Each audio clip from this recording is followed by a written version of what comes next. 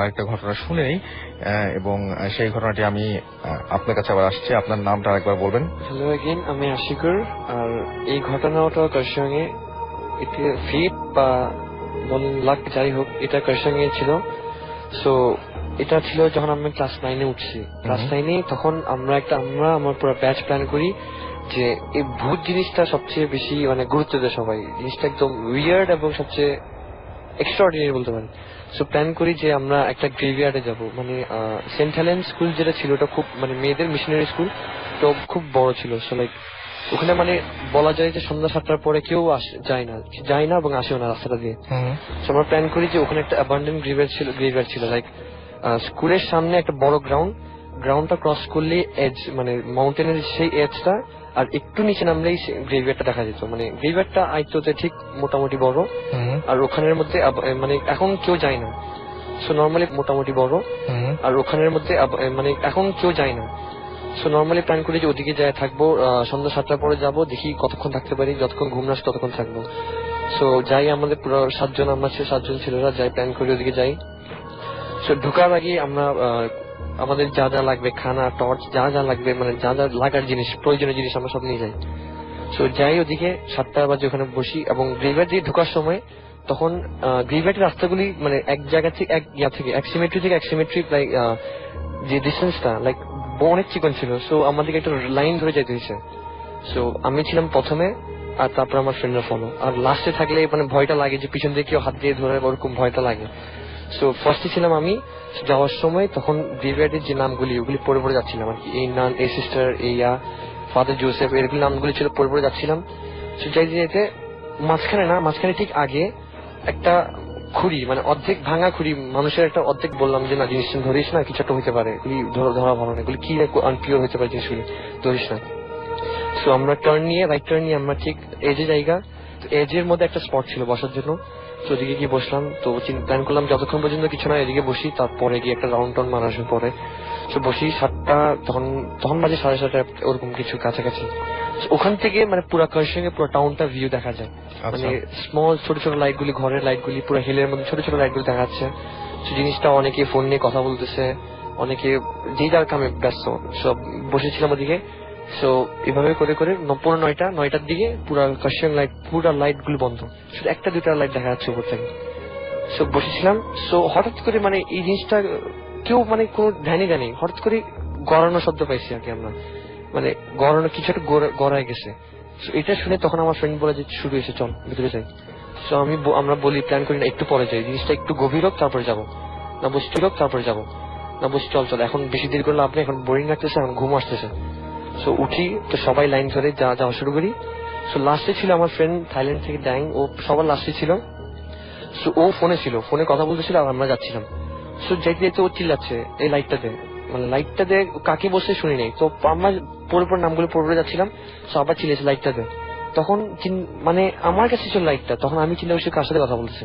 সে পিছনে ঘুরছে, থেমে মানে পিছনে ঘুরে দেখি চল, পিছন থেকে আমরা হাত বাড়ায় বলছি লাইটটাতে। তখন আমি ওকে বলি যে কার থেকে লাইট খুঁজছিস? তখন ও বলে যে আমার পিছনে কে?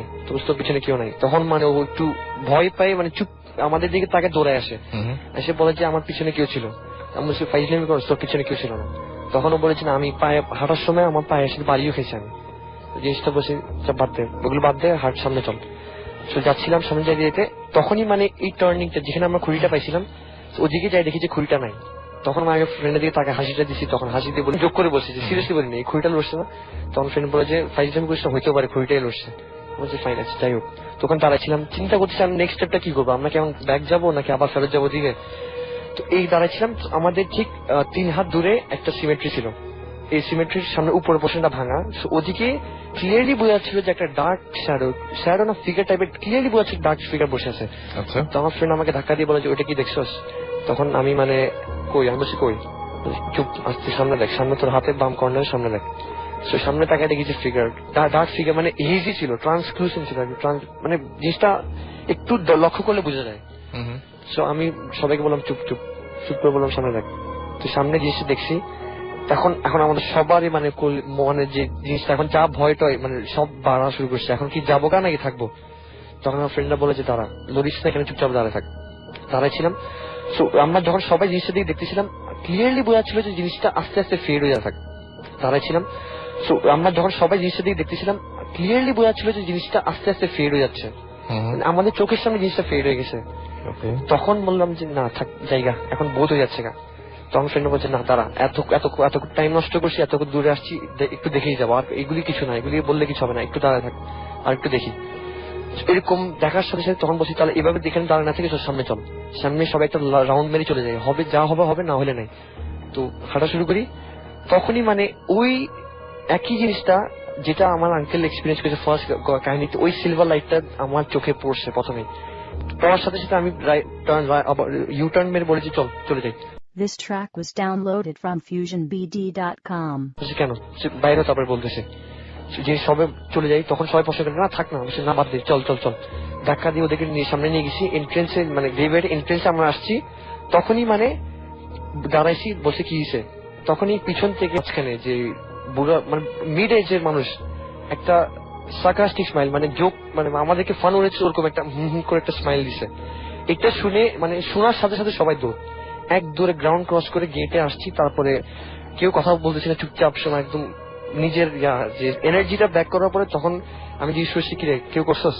তো বলছে না আমি করিনি। সবাই প্রমিস কাটে বললো না কেউ করে নাই। তোমার হয়েছে বহুত এক্সপিরিয়েন্স হয়েছে, চল সাড়ে চল হস্টেলে, মানে টার্ন নিয়ে সুন্দর করে হস্টেলে চলে আসছে। সেই ছিল ঘটনা। আপনারা যাবো আবারও ঘটনায়, এবং আমাদের আরো একজন গেস্ট আছেন, তার কাছ থেকে আমরা ঘটনা শুনবো। আমরা চলে যাই আপনার কাছে, আপনার নামটা একটু বলবেন প্লিজ। জি, আমি নিলয় বলছি, মিরপুর 1 থেকে এসেছি। আমি প্রথমেই ধন্যবাদ জানাতে চাই রাসেল ভাইকে, যে আমাকে আমন্ত্রণ করার জন্য, আমার এক্সপিরিয়েন্স শেয়ার করার জন্য। এবং আমি আরো ধন্যবাদ জানাতে যাচ্ছি যে আমার ভূতের ভীমে যত বন্ধু আছে যারা আমাকে শুনছে। ওকে ফাইন, আমরা শুরু করি, ঘটনা শুরু করি। হ্যাঁ জি, ঘটনাটা আমার অ্যাকচুয়ালি আমার এবং আমার পরিবারের সাথে ঘটে যাওয়া ঘটনাটা। তো ঘটনাটা এরকম যে আমার চাচাতো ভাই মঈন, যে কিনা থাকে সিলেটে। তো প্রতি বছরের পরীক্ষা শেষে ও আমাদের বাসায় বেড়াতে আসে। তো প্রতি বছরের মতো এবারও আসবে আমার মনে হয়েছিল। তো ও এবার একটু আগেই এসে পড়েছে। তো আগে এসে পড়ার কারণে তো ও বিকাল 5টা বাজে রওনা দেয় বাসার থেকে, এবং রাত 9টা বাজে এসে আমাদের বাসায় পৌঁছায়। তো বাসায় পৌঁছানোর পরে তো ও মানে আমাদের সাথে ফ্রিলি ভাবে কথা বলে তো বাথরুমে ঢুকে যায়। তো বাথরুমে ঢুকে যাওয়ার সময় আমি লক্ষ্য করি যে ওর পায়ে একদিক দিয়ে মানে রক্ত ঝরছে। তো রক্ত ঝরছে, ওকে আর কিছু বললাম না বা বলতে সুযোগ দেয়নি ও। তো এর ভিতর ও সুযোগ দেয়নি, তো ও বাথরুমে ঢুকে গেছে। একটু পরে ও বের হলো বাথরুম থেকে। তো ওই সময় আমি দেখলাম যে ও স্বাভাবিক, তো ওর রক্ত নেই পায়ে। তো আম্মু এবং আব্বুর সাথেও কথা বললো অনেকক্ষণ। কথা বলার পরে ও বলল কি নিলয় চল, আমি আর তুই মানে আমার রুমে গেল। ও বলল যে আমি আর তুই চল গল্প করি। তো আমার রুমে গিয়ে বললো মানে ও অনেকক্ষণ মানে কথা বলার পরে বললো যে নিলয় তোর যদি কোনো সমস্যা না হয় তাহলে তুই ঘরের লাইটটা অফ করে দে। তো আমি একটু অবাক হলাম যে ঘরের লাইট কেন অফ করব। তো আমি ওর কথা মতো ঘরের লাইট অফ করি, কিন্তু ডিম লাইটটা জ্বালিয়ে রাখি। তো ডিম লাইট জ্বালানোর পরেও মানে রাস্তা দিয়ে আমাদের মানে ঘরটা মানে রাস্তার সাথেই যেহেতু মানে বাসাটা বিল্ডিংটা, তো ঘরে মানে রাস্তার যে ল্যাম্প পোস্টের আলোটা সেটা মানে এসে পড়ছে আমার ঘরে। তো আমি ওকে মানে ল্যাম্প পোস্টের আলো অনেক মানে মানে অনেক মানে প্রখর হওয়ার কারণে মানে আমার ঘরটা মানে প্রায় আলোতে পরিপূর্ণ মানে দেখতে পাই আমি। তো ও মানে ও পুরা চুপচাপ থাকে। তো ও অনেক চঞ্চল প্রকৃতির মানুষ, কিন্তু ও চুপচাপ থাকে। আমার মানে একটু অন্যরকম লাগে যে ও চুপচাপ কেন। তো ওকে আমি মানে বললাম যে কিরে এবার কি তুই ফার্স্ট হবি পরীক্ষায়? তো ও মানে প্রতিবারই মানে পরীক্ষা দেয় খুব ভালো, কিন্তু ফার্স্ট হতে পারে না, মানে সবসময় সেকেন্ড হয়। তো ও বললো যে হ্যাঁ রে এবার ফার্স্ট হবো। কিন্তু আমার একটা সন্দেহ হলো, কারণ ও এই কথাটা বললে ও অনেক রেগে যায় এবং কিছু বলে না এই কথাটায়। তো এই উত্তরে মানে আমি আরো শঙ্কিত হলাম, মানে আমি ভেবে পাচ্ছিলাম না যে কি বলবো। তো ও দেখি আমাকে আরো বলছে যে মানে আমি আগে ছোটবেলায় তোকে অনেক জ্বালাতাম না, আমি আগে অনেক মারতাম তোকে। তো আমি আরো অবাক হলাম ও এই কথা কেন বলছে। আমি বললাম যে তুই কি ঠিক আছিস? তা ও বললো হ্যাঁ রে ঠিক আছে, আমি অনেক জার্নি করে এসেছি তো আমি এই জন্য মানে একটু মানে ক্লান্ত, টায়ার্ড। তো আমি মানে বললাম যে ও আচ্ছা ঠিক আছে। তো এইটা বলার পরে মানে একটু পরে মানে আমার আম্মু এসে ঢুকলো ঘরে। তো ঘরে ঢোকার পরে বললো যে কিরে লাইট অফ কেন, আর মঈন কোথায়? তো আমি বললাম যে মঈন তো আমার পাশেই, তুমি দেখতে পাচ্ছ না? এটা বলে মানে মঈনের দিকে তাকালাম, দেখলাম যে যেই খাটটায় মঈন শুয়েছিল মানে বসেছিল সেই খাটে মানে শূন্য, কিছু নেই, তো খাটটা ফাঁকা। তো আমি এটা দেখার সাথে সাথে মানে অজ্ঞান হয়ে পড়ে যাই। তো এর ভিতর আম্মু আমাকে হাসপাতালে নিয়ে যায়। তো হাসপাতালে অজ্ঞান হয়ে পড়ে যাই। তো এর ভিতর আম্মু আমাকে হাসপাতালে নিয়ে যায়। তো হাসপাতালে নেওয়ার পরে তো মানে আমি অজ্ঞান অবস্থায় মানে পরের দিন আমার জ্ঞান ফিরে। তো এরপরে আমি মানে অনেক দিন মানে একটু অপ্রস্তুত ভাবে ছিলাম। তো এরপরে আমি যেটা জানতে পারি, তো আমার মানে অজ্ঞান হওয়ার কিছুক্ষণ পরে আমার চাচা মানে আমার আম্মুকে কল দেয়, মানে মেজো চাচা। কল দেওয়ার পরে জানতে পারা যায় যে ও যে বাসটিতে আসছিল, মানে মঈন যে বাসটিতে আসছিল ওইটা অ্যাক্সিডেন্ট করছে এবং ওর পায়ে মানে একটা রড ঢুকে গেছিল, মানে A4 থেকে O4 হয়ে গেছিল পায়ের ভিতরে রড। তো মানে অনেক মানে আশঙ্কাজনক একটা অবস্থা। তো ডাক্তার বলছে যে ও বাঁচবে কিনা সন্দেহ। তো কিছুক্ষণ পর কথা বলার পরে তো কিছুক্ষণ পরে আবার আম্মুর কাছে কল আসছে যে আমার চাচাতো ভাই আর নাই। তো আমি এখনো আমার চাচাতো ভাইকে অনেক মিস করি, যে মঈন।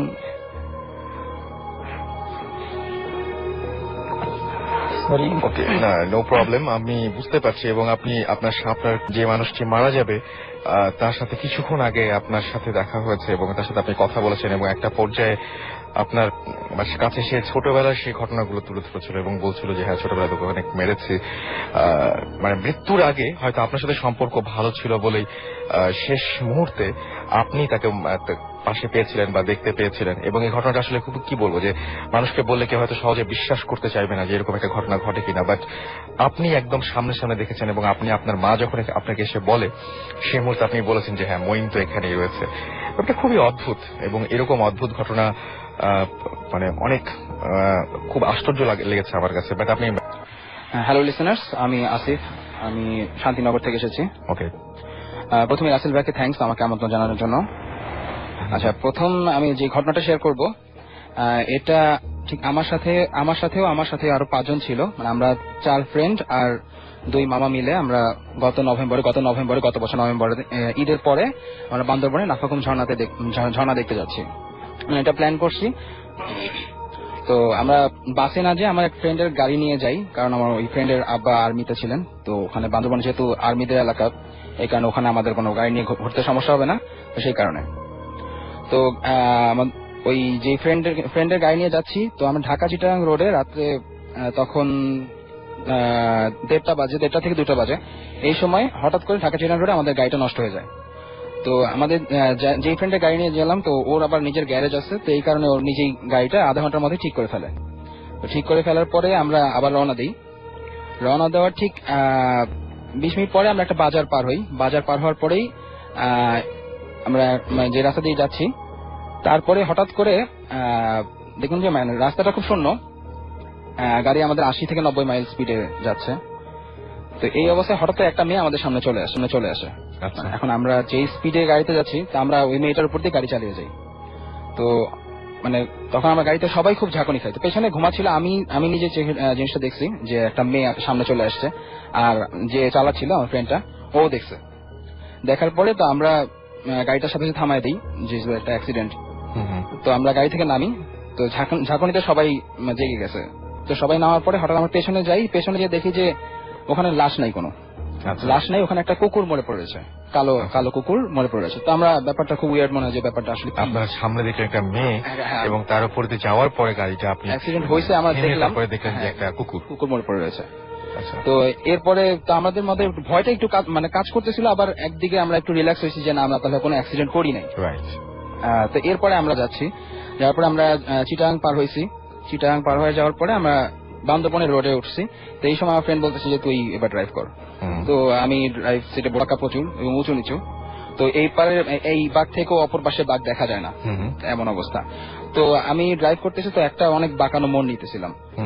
তো নেওয়ার সময় হঠাৎ করে অপর সাইড থেকে দেখি যে মানে একটা ঝলসানো আলো আমার মানে আসতেছে এবং আইসা আমার ঠিক গাড়ির ফ্রন্ট গ্লাসের উপর দিয়ে চলে যায়। তো আমি ফার্স্টে মনে করছি যে হয়তো ওই পাশ থেকে কোনো বাস আসতেছে।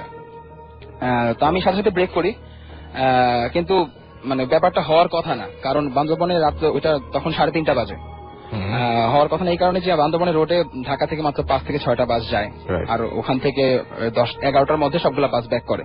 সুতরাং অপর সাইড থেকে কোনো বাস আসার কথা না। তো এই ঘটনায় আমরা 6 জনই ভয় পাই, কারণ বান্দরবনের রোডটা এত সুন্দর যে সবাই জেগেছিল এবং সবাই দেখতেছিল।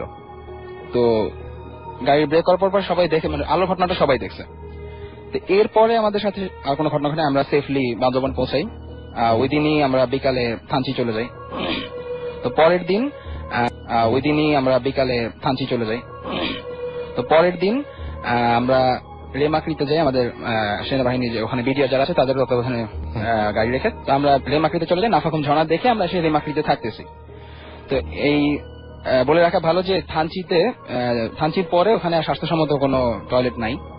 তো রেমাকৃতে রেমাকৃ চারকোনা বাজারের পরে, মানে বাজারের একটা কোনা দিয়ে একটা ব্রিজ আছে, তো ব্রিজ পার হয়েই জঙ্গল। তো ওখানে টয়লেটের কাজ সারার জন্য বেশিরভাগই ওই জঙ্গলই ইউজ করে। তো রাত্রে 8টার মধ্যে রেমাকৃ বাজার বন্ধ হয়ে যায়। এখন আমাদের যে মামা, ওনার নাম ছিল মোমিন। তো মোমিন মামা রাত্রে 11:30টার দিকে উনি টয়লেটে যাওয়ার জন্য গেছে। তো আমরা বললাম সাথে যাই। তো উনি বললো যে না, সমস্যা নাই, আমি একা যেতে পারবো। তো উনি টর্চ নিয়ে গেছে। যাওয়ার পরে তো আধা ঘন্টা হয়ে গেছে, তো আমরা দেখি যে উনি আসতেছে না। এখন আমরা তবে 5 জন আর আমাদের যেখানে গাইড থাকে, বাঙালি গাইড ছিল, জঙ্গলে একটা গাছের নিচে আমরা টর্চটা দেখি। দেখার পরে তো ওই গাছের ঠিক উপরে একটা ডালে দেখি যে উনি মানে এমন ভাবে, মানে উনি বসে আছেন, শুয়েছিল, উনি ঘুমাচ্ছে, এমন একটা অবস্থা। গাছের ডালে কত উঁচু গাছ হবে? এটা 50 ফিট। অনেক উঁচু। ওখানে বান্দরবানের গাছগুলো অনেক উঁচু হয়, অনেক উঁচু গাছ। তো মানে এত উঁচু ছিল না, মানে জাস্ট গুড়িটা যেখান থেকে শাখা শুরু হয় ওই শাখার মধ্যে উনি ঘুমিয়ে আছে। তো ওনাকে ডাক দিই, তো উনি উঠে না। আমাদের গাইডটা গাছে উঠতে পারে, উনি উঠে যায়। ওনাকে নিয়ে আমরা সবাই ধরে ওনাকে রুমে নিয়ে আসি। কিন্তু আপনার মামাকে গাছে চড়তে জানতেন না? সেটাই বলতেছি, মানে উনি যখন জ্ঞান ফিরে তখন আমাকে জিজ্ঞেস করি আপনি গাছে উঠছিলেন কেন, আর ওখানে উঠে ঘুমাইছিলেন কেন? বলছে আমি তো ঘুমাইছিলাম না। বলছি যে হ্যাঁ ঘুমাইছিলেন, সেটা তো আপনাকে নিয়ে আসার পরে বুঝতে পারলাম। মানে উঠছিলেন কেন? বলছে আমি তো গাছে চড়তেই জানি না। তো এটা খুব অবাক হই আমরা যে কি হয়েছিল ব্যাপারটা আমাকে একটু বলেন। তো তখন উনি বলে যে উনি যখন মানে বাথরুম সেরে আসতেছিলেন তখন পেছন থেকে একটা মেয়ে ওনাকে ডাক দেয়। তো উনি পেছনে ফিরে দেখে যে খুব সুন্দর একটা চাকমা না, ওখানে হয়তো মারমা মেয়ে। তো উনি দেখে মানে অবাক হয়েছে যে কি ব্যাপার এখানে। তো উনি মেয়েটা নাকি ওনাকে ডাক দিচ্ছে। তো উনি গেছে। এরপরে আর ওনার কিছু মনে নাই যে উনি এরপরে কি হয়েছে, ওনার কিছু মনে নাই। সম্ভবত সম্মোহনের মধ্যে ছিলেন সম্ভবত। তো এরপরে আমরা তাকে নিয়ে আসছি। তো এটা শুনে আমাদের গাইড বলে যে ওখানে রেমাকৃতে একটা মেয়ে থাকতেন, উনি বার্মা থেকে আসছিলেন, অনেক অধিবাসী রেমাকৃতে বার্মা থেকে আসছে। তা ওখানে একটা এলাকার ছেলের সাথে ওনার সম্পর্ক হয়। আচ্ছা। মেয়েটার তো এক পর্যায়ে ছেলেটা ওকে বিয়ে করতে যখন অস্বীকৃতি জানায়, দেন ওই মেয়েটা সুইসাইড করে, ওই জঙ্গলেই সুইসাইড করে। সুইসাইড করার পরে এর 2 মাস পরে ওই ছেলেটাই একদিন রাতের বেলা বাথরুমে যাচ্ছে, জঙ্গলে বাথরুমের কাজ করার জন্য যাচ্ছে। এরপরে ছেলেটাকে ফিরে আসে না। তো অনেক খোঁজাখুঁজি করা হয়, সে তাকে পাওয়া যায় না। 2 দিন পরে তার গলা কাটা জাস্ট মাথাটা পাওয়া যায় হলো ওকে বান্দরবানে ওই গাছে। আচ্ছা। যেই গাছের সাথে ওই মেয়েটা সুইসাইড করছে। ওকে। তো এরপরে আমাদের সাথে সেরকম কোনো ঘটনা ঘটেনি, কিন্তু ফিরে আসার সময় আমাদের গাড়িটা আবার ডান সাইডের পেছনের চাকাটা পাংচার হয়। আচ্ছা। তো পাংচার হওয়ার পরে আমরা সবাই নামি। তো গাড়িতে স্পেয়ার চাকা ছিল। তো আমাদের ফ্রেন্ডটা গাড়ির চাকা ঠিক করতে লেগে যায়। তো আমরা হঠাৎ করে মানে সবাই সবার দিকে মুখ চাওয়াচাই করতেছি যে কি ব্যাপার। মানে তখন আশেপাশে আমরা যেটা দেখলাম সেটা হলো যে আমরা যেদিন বান্দরবানে আসতেছি ওই দিন আমরা মেয়েটাকে যেখানে অ্যাক্সিডেন্ট করছিলাম আর কুকুরের মোড়ে পড়ে থাকতে দেখছিলাম, ওই জায়গাতেই আমাদের চাকা পাঞ্চার একদম সেম জায়গায়। ওকে। তো এটাই হলো, বুঝতে পারছি অনেকগুলো প্যারানর্মাল ঘটনা একসাথে ঘটেছে এবং মানে একই চোরে আমার খুব ভয়ের মধ্যে দিয়ে গেছে। আমার কাছে খুবই অদ্ভুত লেগেছে। আমি চাইছিলাম যে এই ঘটনাটা একটু পরে শোনাবো আপনাদেরকে, বাট শুনিয়ে ফেললাম। এন্ড আই হোপ যে আপনাদের অনেক ভালো লেগেছে। আপনি যেটুকু সময় আছে আমাদের এখনো 3 জন গেস্টের কাছ থেকে ঘটনা শোনা বাকি রয়েছে, তাদের কাছ থেকে শুনবো। আমি শুরুতে আপনাকে দিয়ে শুরুটা বলতে হবে। শুরুতে আরো একবার, আপনি এসেছেন ময়মনসিংহ থেকে, রাইট? এবং আপনার গল্প শুনি আমরা। হ্যালো নিসরান, আমি আরিফিন শাহ, ময়মনসিংহ থেকে এসেছি। আমার দ্বিতীয় ঘটনাটা শুরু করছি। এই ঘটনাটা আমার এক আঙ্কেলের জীবনে ঘটেছিল। 80-র দশকের কথা হবে। তখন ঢাকা টু ময়মনসিংহ এই ভাইরাস রাস্তা ছিল না, বাস চলাচল ততটা সহজ ছিল না। আমার আঙ্কেলের গ্রামের বাড়ি ছিল শেরপুর জেলা। ওনাকে ওখানে যেতে গেলে ঢাকা কমলাপুর থেকে জামালপুর জেলার নান্দিনা নামক একটা স্টেশন আছে, রেলওয়ে স্টেশন, সেখানে ওনাকে নামতে হতো। এমন একদিন অবস্থায় বলে রাখা ভালো, উনি ঢাকাতে চাকরি করতেন, পুলিশে চাকরি করতেন। একদিন উনি রওনা দিতে দিতে সন্ধ্যার পার হয়ে যায়।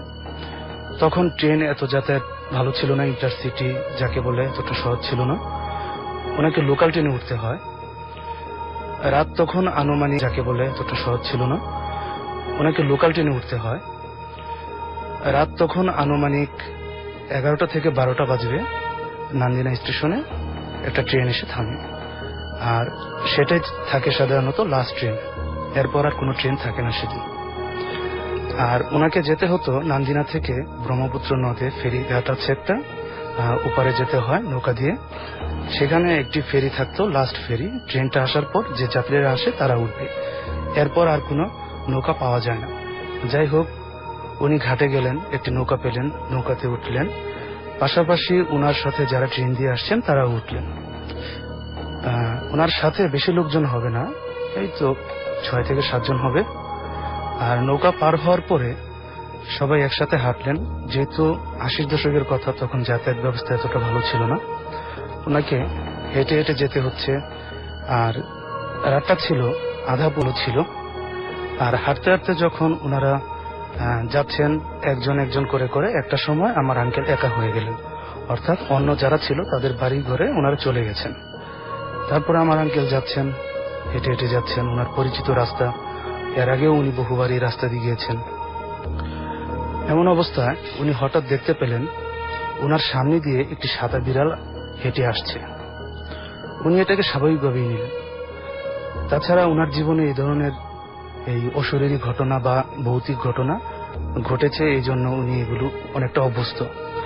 উনি এই বিড়াল আসাটাকে আমলে নিলেন না, কিন্তু উনি পরক্ষণে দেখতে পেলেন বিড়ালটা ওনার পাশ কেটে গিয়ে ওনার ডান পাশে এসে ওনার দিকে তাকিয়ে আছে, আর উনি হাঁটছে, বিড়ালটাও হাঁটছে।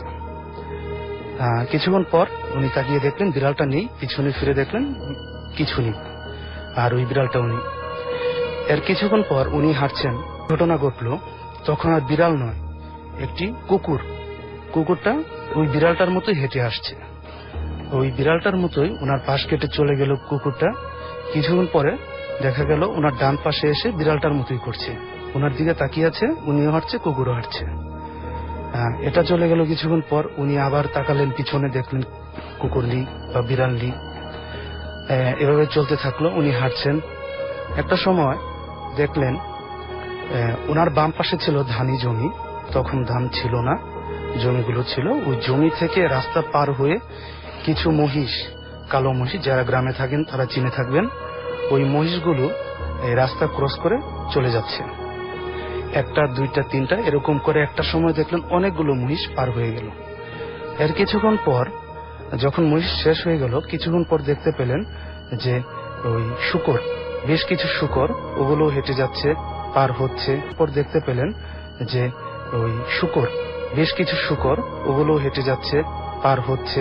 আবার ওই মহিষগুলোর মতোই একটা, দুইটা, অনেকগুলো পার হয়ে গেল। কিন্তু উনি তাতেও ঘাবড়ালেন না, যেহেতু আগে বলেছি উনি এগুলিতে অভ্যস্ত ছিলেন।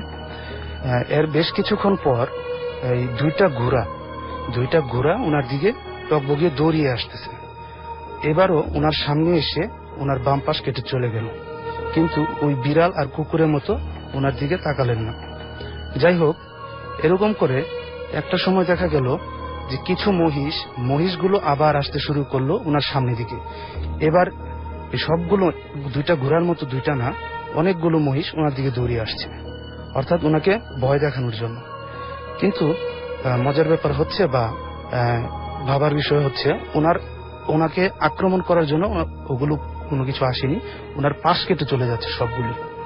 এরকম করে ওনার 3 ভাগের প্রায় 2 ভাগ রাস্তা শেষ হয়ে যাচ্ছে হাঁটতে হাঁটতে।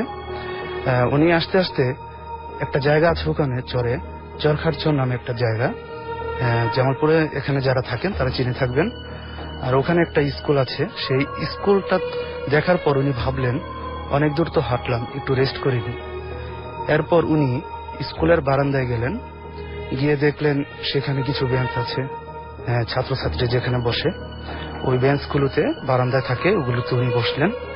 এরপরে পাশে তাকিয়ে দেখলেন একটি চৌকির উপর একটি মানুষ কাঁথামুড়িতে শুয়ে আছে। উনি ভাবলেন হয়তো দারোয়ান বা নাইট গার্ড যিনি আছেন উনি শুয়ে আছেন।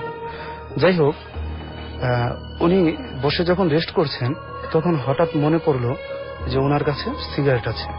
এতক্ষণ ওনার এগুলো মনে পড়েনি। উনি পকেট থেকে সিগারেট বের করে লাইটার দিয়ে জ্বালালেন। জ্বালানোর পরে উনি পাশে তাকিয়ে দেখেন ওই নাইট গার্ডটিও নেই, ওটা ভেনিশ হয়ে গেলেন। যে এতক্ষণ যা ঘটলো তো ঘটলো। এখানে এসে বসলাম, বসার পরে পাশে যে মানুষটিকে দেখলাম কাঁথামুড়ি দিয়ে শুয়ে আছে, এই লোকটিও ভেনিশ হয়ে গেছে। উনি ভয় পেয়ে ওখানে আর বেশিক্ষণ বসলেন না। উনি ভাবলেন যে যতটুকু বাড়ির পথ আছে ততটুকু সিগারেট ফুঁকে ফুঁকে চলে যাব। যাই হোক, উনি যখন মাঠটা পেরিয়ে আসছেন, স্কুলের মাঠ, আসার পরে উনি পিছনে শব্দ পেলেন যে স্কুলের চাল, টেবিল, কাঠের যে ইগুলো আছে এগুলো ভেঙে চুরে তুলপার হয়ে যাচ্ছে এবং একটা ঝড় বয়ে যাচ্ছে। অর্থাৎ এই টিনের স্কুলটাকে ভেঙে গুড়িয়ে দিলে যেরকম একটা শব্দ হবে এই গভীর রাতে, ঠিক সেরকম শব্দ, সবকিছু ভেঙে চুরমার হয়ে যাচ্ছে। আর উনি তখন আর পিছিয়ে তাকালেন না, উনি চলে আসলেন। আর এভাবেই একটা সময় উনি বাড়িতে চলে আসলেন। আর আমার দাদার সাথে উনি দেখা করলেন। আমার দাদা হচ্ছে আমার আঙ্কেলের শ্বশুর। আমার দাদা ছিলেন একজন হুজুর মানুষ, ওনার কাছে উঠলো। তখন উনি বললেন যে তুমি অনেক একটা বড় বিপদ থেকে বেঁচে এসেছো, যাই হোক তুমি অজু করো, অজু করার পর ঘরে উঠো। উনি অজু করলেন, এরপর ঘরে উঠলেন, আর ওনার কোনো বিপদ হয়নি। এই ছিল আপনার ঘটনা। ওকে, আমরা সেকেন্ড ঘটনায় চলে যাই, যেহেতু সময় খুব কম। আপনার কাছে চলে যায় সরাসরি। বলেন আপনার ঘটনাটার নাম বলবেন, তারপরে ঘটনাটা শুরু করে দেবেন। হাই লিসনার্স, আমি আরিফিন মামুন এগেইন। আমি এখন যে আমার যে ঘটনাটা বলবো অ্যাকচুয়ালি সেটা আমার আঙ্কেলের সাথে ঘটেছিল। আমার আঙ্কেলের বাড়ি ফরিদপুর। যখন এই ঘটনাটা ওনার সাথে ঘটে তখন উনি মাদ্রাসার স্টুডেন্ট ছিলেন। তখন তার বয়স ছিল 20। এমন একদিন সময় সে যখন মাদ্রাসা পড়াশোনা করত, তখন একদিন হঠাৎ করে, তখন রাত 2টা কি 2:30 এমন সময় যে তার খুব পেট ব্যথা করে। হঠাৎ করে তখন রাত 2টা কি 2:30 এমন সময় যে তার খুব পেট ব্যথা করে। পেট ব্যথা করার সময় সে স্বাভাবিক বিষয়টা ধরে নেওয়ার পরে সে যখন টয়লেটে যায়, তা তো তার পেট ব্যথাটা সারতেছে না। সে আবার আসে, আবার সেকেন্ড বার যায়, আবার আসে, আবার থার্ড বার যায়। কিন্তু থার্ড বারের মাথায় তার যেটা হয়, সে টয়লেটের ভেতর থেকেই একটা কান্নার আওয়াজ শুনতে পায়, যে কান্নার আওয়াজটা খুব অদ্ভুত তার কাছে লাগে। সে যখন টয়লেট থেকে বের হয় তখন দেখে যে দূরে একটা গাছ ছিল। গাছটা অ্যাকচুয়ালি যে কি গাছ তখন আমার সে আঙ্কেলটা আমাকে বলে নাই। তো গাছটার নিচে দাঁড়িয়ে একটা মেঘ খুব কান্না করছে, খুব জোরে কাঁদতেছে। তো আঙ্কেল তার কাছে যে জিজ্ঞাসা করে যে তুমি কে, এত রাত্রে এরকম করে কান্না করতেছে কেন? যখন আঙ্কেল তাকে কথাটা বলে, সে তখন আঙ্কেল দিকে ঘুরে তাকায়, তখন আঙ্কেল তাকে চিনতে পারে, কারণ মেয়েটা ছিল তার আঙ্কেল তখন মাদ্রাসা হোস্টেল থাকতো। তো মাদ্রাসা হাত কি 2 হাত দূরে তার বাসা, তার সাথে ওনার ভালোই পরিচয় ছিল মেয়েটার। তো মেয়েটা তখন বলে যে মা তাকে খুব মারছে, মেরে ঘর থেকে বের করে দিচ্ছে। তো মেয়েটা তখন আমার আঙ্কেলটা বলে যে তুমি বাড়ি যাও, এত রাত্রে এখানে থাকাটা তোমার উচিত হবে না।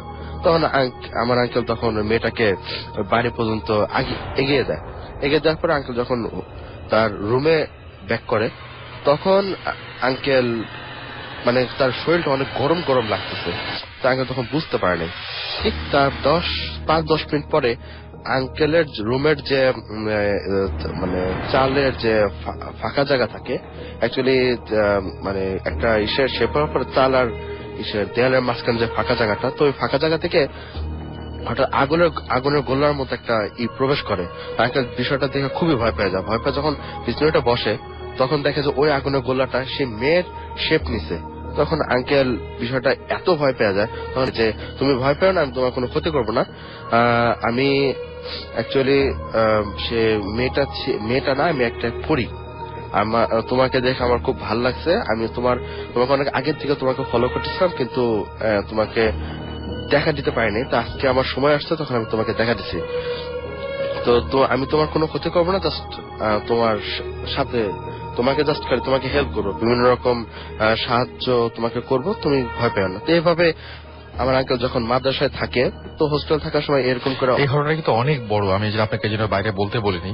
তারপরে আপনি বলছেন, আপনি একদম শর্ট করে বলেন, যেহেতু সময় খুব কম। এই ঘটনা কিন্তু অনেক বড়। তো এভাবে একটা মাস যাওয়ার পরে মাদ্রাসার বড় হুজুর সে বিষয়টা জেনে যায়। জেনে যাওয়ার পরে আঙ্কেলকে মাদ্রাসা থেকে মানে বের করে দেয়। বের করে দেওয়ার পর আঙ্কেল যখন তার বাড়িতে ফিরে আসে, ওই পরীটা আঙ্কেল পিছন পিছনে চলে আসে। এসব পরে তো আঙ্কেল যে রুমে থাকতো, অনেক রাত্রে পরীটা আঙ্কেলের রুমে আসতো। তো এই জায়গা বলে রাখা ভালো যে আমাদের মানুষ অনেক রাত্রে পরীটা আঙ্কেলের রুমে আসতো। তো এই জায়গা বলে রাখা ভালো যে আমাদের মানব জাতির সাথে যেরকম মেয়ে জাতি, মানুষ জাতি তো দুই রকম, একটা পুরুষ জাতি মেয়ে জাতি। পরিদের ভিতর আল্লাহ তো দুইটা জাতি সৃষ্টি করেছে, মানব জাতি আর জিন জাতি। যে পুরুষরা হলো জিন থাকে আর মেয়েদের যারা থাকে তাদের বলা হয় পরী। তো আমার ওই পরীটা আমার আঙ্কেলকে ওদের দেশে নিয়ে যেতে চায়। বলছিল যে আঙ্কেলের সাথে কমিটমেন্ট ছিল যে আঙ্কেলকে যদি নিয়ে যায় তাহলে আঙ্কেলকে আবার ফেরত দিয়ে যেতে হবে। তো অ্যাকচুয়ালি যদি পরীরা যে কাউকে নিয়ে যায় তাকে কখনো ফেরত দেয় না, ওরা ওদের ওখানে রেখে দেয়, ওদের গোলাম হিসাবে রেখে দেয়। তো যখন আঙ্কেলকে এই কমিটমেন্টের কারণে আঙ্কেলকে নিয়ে যায়, আঙ্কেল যখন ওদের দেশে যায় তখন আঙ্কেল বুঝতে পারে আসলে ওদের এটা আসল রূপ না। অনেকে বলে যে পরীর অনেক দেখতে সুন্দর হয়, অনেক সুন্দর হয়, কিন্তু এটা ওদের আসলে ওদের কোনো সৌন্দর্য নেই, ওরা জাদু দিয়ে সৌন্দর্যটা তৈরি করে। আর ওদের বডি স্ট্রাকচার সম্পূর্ণ কঙ্কাল, আর ওরা পাথর আর কয়লা খেতে খুব পছন্দ করে। আর আমার আঙ্কেল ওখানে যে মিষ্টি আর ফলে একজন বৃদ্ধ লোক, আমি কাহিনীটা যেহেতু রাসেল ভাই বলছে আমি কাহিনীটা অনেক সংক্ষেপে করে বলছি। তো ওই জায়গায় একজন বৃদ্ধ লোককে দেখতে পাই। তো বৃদ্ধ লোকটা বলে আজ প্রায় 20 বছর যাবত, তখন থেকে প্রায় 20 বছর যাবত সে ওখানে অবস্থান করতেছে। পরীরা তাকে নিয়ে আসছে কিন্তু তাকে আর ফেরত দেয় নাই। সে অনেক কান্নাকাটি, সবসময় 20টা বছর সে কান্নাকাটি করে যাচ্ছে। এখন তার খালু আমার আঙ্কেল যখন দেখছিল তখন তার বয়স অনেক হয়ে গেছে। তখন ওই বৃদ্ধ লোকটা আঙ্কেলকে যে ইঙ্গিতে বোঝায়, যেটা বলছে যে আঙ্কেল এই পরীটা কখনোই আঙ্কেলকে ছাড়বে না। এই পৃথিবীতে ফিরে যাওয়ার পর এই আঙ্কেলকে একটা পাথর দেয়, এই পাথরটা যেন সে পৃথিবীতে যাওয়ার পর পুরাই ফেলায়, না হলে এই পরীটা কখনোই তাকে ত্যাগ করবে না। তো আঙ্কেলটা পরীকে না দেখে পাথরটা নিয়ে আসে পৃথিবীতে। নিয়ে আসার পরে আঙ্কেলের উপরে 1 মাস যাওয়ার পরে আঙ্কেলের উপর অত্যাচার শুরু করে পরীটা, যেন তার দেশে যেন আঙ্কেল চলে যায়। তো আঙ্কেল যখন এই অত্যাচার সহ্য করতে না পারে তখন সে তার পাথরের কথাটা মনে পড়ে। পাথরের কথাটা মনে পড়ার পরে সে যখন পাথরটা পুরাই ফেলাতে যায় তখনই সে পরীটা আবার আঙ্কেলের সামনে চলে আসে, বলে যে আমি তোমার কাছে খুব অনুরোধ করতেছি, তুমি পাথরটা পুরাও না, তুমি পাথরটা ফেলাই দাও, আমি তোমাকে চলে যাবো। কিন্তু ওই বৃদ্ধ লোকটা আঙ্কেলকে বলছিল যে না, যতই তোমাকে অনুরোধ করুক তুমি পাথরটা ফেলাবা না, পাথরটা পুরাই ফেলাবা। তখন আঙ্কেল দ্রুত পাথরটা পুরাই ফেলার সাথে সাথে পরীর পাখা এবং চেহারা পুরা বিশ্রী হয়ে যায়। আচ্ছা, এরপরেও কি তারপরে হচ্ছে পরীটা তার সঙ্গে ছিল বা এখনো পর্যন্ত আছে? এখনো পর্যন্ত আছে। এখন খালুদ ওর থেকে প্রোটেক্টিভ পাওয়ার জন্য বড় হুজুরের কাছে যায়, অনেক বড় হুজুর, খুব পাওয়ারফুল। তো আঙ্কেলের বাম হাতের মাসুলের যে বড় হাড়ের সাথে একটা হুজুরের তাবিজ বেঁধে দেয়, মানে এরকম ভাবে জাস্ট আঙ্গুলে টাচ করার সাথে সাথে মাসুলটা ফাঁকা হয়ে যায়। ফাঁকাটা হয়ে সাথে সাথে ওই হুজুর বলে যে এটা তোমার প্রোটেক্টিভের জন্য তোমার এখানে বেঁধে দিলাম, তুমি যখন মৃত্যুবরণ করার পরও এটা তোমার সাথে থাকবে, এটা কখনো তোমার ওই অঙ্গ থেকে যখন না ছুটে পড়ে এর জন্য বেঁধে দেয়। কিন্তু কোনো ব্লিডিং হয় নাই, কোনো কিচ্ছু হয়নি। এখনো আমার এই আঙ্কেলের মিড এজ, তা এই কারণে আঙ্কেলের স্কিনটা অনেক লুজ হয়ে গেছে। আমি যদি এখন তো ধরি, এখনো অনেক বড় একটা তাবিজ তার হাতের মাসুলের সাথে এখনো পাওয়া যায়। আর আমার খালু এখন ওই পরীটার অস্তিত্ব অনুভব করে, কিন্তু তার বিভৎস চেহারা, ভালো চেহারা। আমরা চলে যাই পরবর্তী ঘটনায়, তবে ঘটনাটা একটু বলেন। হ্যালো লিসেনার্স, আমি প্রতীক, ব্র্যাক ইউনিভার্সিটিতে পড়ছি এবং বিজয়নগর থেকে আমি এখানে এসেছি। আমার ঘটনাটা বান্দরবনের ভার্সিটি থেকে আমরা 16-17 জন একটা ট্যুরে গিয়েছিলাম বান্দরবনে। তো ওখানে যে আমরা একটা গভর্নমেন্ট রেস্ট হাউসে ছিলাম কিছুদিন। তো ওদিন থেকেই আমি লক্ষ্য করলাম যে নিচে একটি কবর ছিল। তো আমরা ফ্রেন্ডরা এমনি ট্রুথ এন্ড ডেয়ার খেলতে যাই, আমাকে ডেয়ার দেওয়া হলো যে তুমি কবরে 5 মিনিট অথবা 10 মিনিট এরকম ছিল টাইমটা, যে তুমি স্টে করবা। তো ছোটবেলা থেকে আমার 10 মিনিট এরকম ছিল টাইমটা, যে তুমি স্টে করবা। তো ছোটবেলা থেকে আমার এসবে মানে ভয় ভীতি কম ছিল। তো আমি ওখানে ছিলাম। কিছুক্ষণ টাইম স্পেন্ড করার পরে যেটা লক্ষ্য করলাম যে ওখানকার দারোয়ান আমার দিকে আসছে এবং বলছে যে এখানে থাকবেন না, চলে যান। আমি বললাম যে কেন, কোনো সমস্যা হবে? বললো যে সমস্যা না, কিন্তু এই কবর মানুষ টানে। বললাম যে মানুষ টানে বলতে কিরকম? বললো যে বাবু এখানে থাকবেন না, চলে যান। তো আমি পরে ওখানে চলে এসেছি। তো রাত্রেবেলা যখন আমরা ঘুমানোর প্রস্তুতি নিচ্ছিলাম, তো বেডের সংখ্যা কম ছিল। আমি আর আমার একটা ফ্রেন্ড ফ্লোরিং করে শুয়েছিলাম আর পাশে আমাদের ফ্রেন্ডের বেড ছিল। তো লাস্ট সিনে এটা ছিল যে আমি গেটটা বন্ধ করে লাইটটা অফ করছি এবং গেটটা খুলে কবরটা দেখা যেত। তো হঠাৎ যখন আমি মানে রাত্রে আবছা ঘুম আসতেছে ওই অবস্থায় হঠাৎ আমি লক্ষ্য করলাম যে আমার হাতের উপর একটা বড় হাত পড়েছে এবং তো আমি ঠিক বুঝতেছিলাম না যে এটা ড্রিম নাকি রিয়েলিটি। তো আমি চোখ বন্ধ করে আমি মানে নিজেকে ছাড়ানোর চেষ্টা করতেছিলাম। তো অনেকক্ষণ এরকম হলো এবং প্রায় সে আমাকে ড্র্যাগ করে অনেক দূর নিয়ে গেছে। তো এমন সময় আমার ফ্রেন্ড যে পাশে শুয়েছিল সে হঠাৎ আমার উপরে হাত দিল। তো আমি লক্ষ্য করলাম যে আমার হাত ছেড়ে দিয়ে তাকে টেনে নিয়ে যাচ্ছে। তো এরকম একটা অবস্থায় হঠাৎ দেখলাম যে রুমের লাইট জ্বলে উঠলো। তো পাশে যে আমার ফ্রেন্ডটা শোয়া ছিল সে বললো যে তোদের কি হয়েছে, তোরা এরকম কেন করছিস?